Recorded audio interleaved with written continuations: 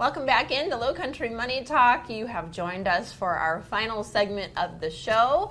If you're just tuning in, this is a good time to tune in because we're talking a lot about what to do given the fact that we may be inching toward a recession and lots of questions. So Phil Bloyd is here. He's with Revolutionary Financial Group and he's helping us through this time. Nice to see you. Good to see you again. Let's figure it out. Yeah, we're just figuring it out. Come on. All right, so we're back. And what we want to talk to you about this time is really about taking income from your investments as a big picture here, but specifically talking about IRAs and required minimum distributions. Sure. Because at the end of 21, things were still looking good. Yes. Now here we are, you know, a little bit of the way through 22, and things aren't looking so good. So what does that mean for that distribution requirement? Okay, so if I'm 72 or above, now they're working on that. They want to make it 73. I think we talked about that on our other show. So right now as we sit here, the required minimum distribution applies to people,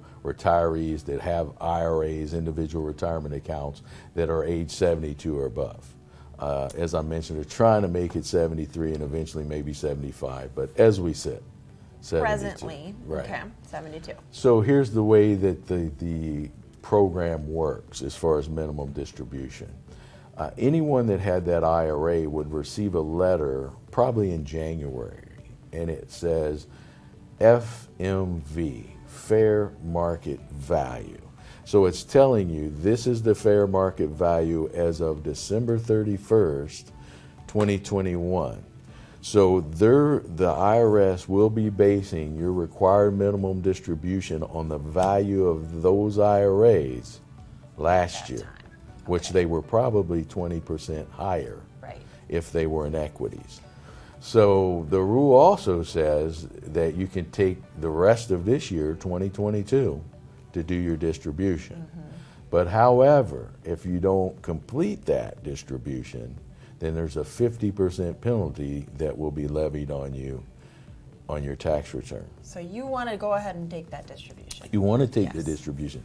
So if I'm a person and I didn't have any other sources, let's say all of my IRA, as I've seen some of these recently with new people coming in, all of my IRA is in equities. Wow. So I had $500,000 on my fair market value letter. In January, now or December 21. December 31st. Okay. Now, in my account, I have $400,000. Right. So the normal. And that's if you're performing at average. Right. If you're worse, then I'll let you do the math. Yeah. But let's say, for example, you know, the normal human psyche on that is going to be, hey, I'll wait because things will get better and I've got till December to take it. Right.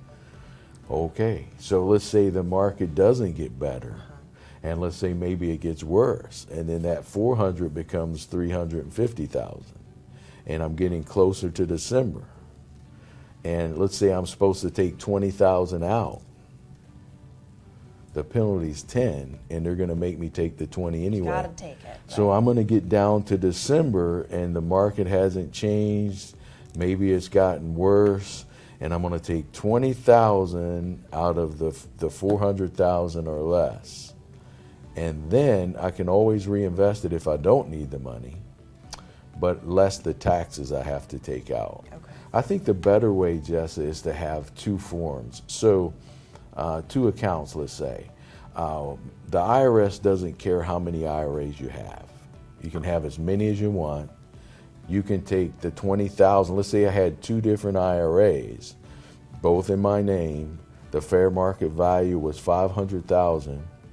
But let's say I positioned half, 250,000 of the 500, that I wanted to make sure if we had a market decline that 250 would at least still be 250. That it wouldn't go down. And then I would have the other 250, let's say maybe, in equities. So I have in essence an IRA that's prepared for a bull market and I have an IRA that's prepared for a bear market. That sounds like strategy. Oh, that's what we've been talking about. So if I have that, and let's say the 250 hasn't made anything but in the bear side, but it hasn't lost, and on the bull side the 250, let's say, is 2, where am I going to take my 20,000 from?